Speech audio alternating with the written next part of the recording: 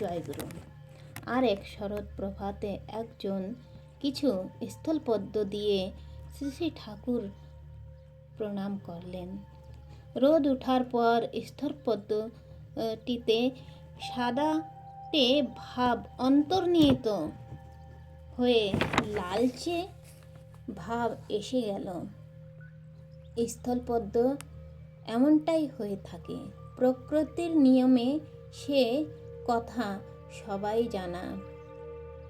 এই সময় শ্রী শ্রী ঠাকুরের কাছে আলোচনা চলছিল কিভাবে মান ও মর্যাদা লোভে মানুষ নিজের বৈশিষ্ট্য বিসর্জন দিয়ে একটা বিকৃত ব্যক্তিত্ব হয়ে দাঁড়ায়।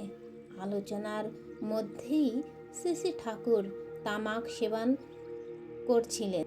তারপর শেষ শোক টানটি দিয়ে এক মুখে ধোঁয়া ছেড়ে স্থলপদ্মের দিকে তাকিয়ে বললেন, অন্ধকারে সাদা থাক, আলো পেলেই লাল, পদ্ম হলেও নাইকো কমল, পদ্মলোভী মাতাল।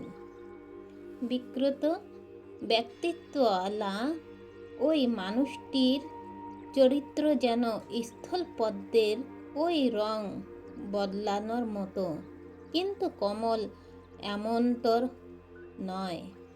সে সূর্যের পানে তাকিয়ে থাকে একাগ্র ও উন্মুখী হয়ে। অন্য কোনো প্রলোভন রং পাল্টায় না।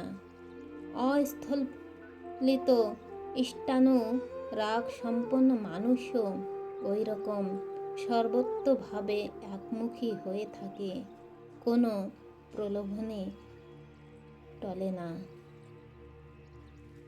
জয় গুরু।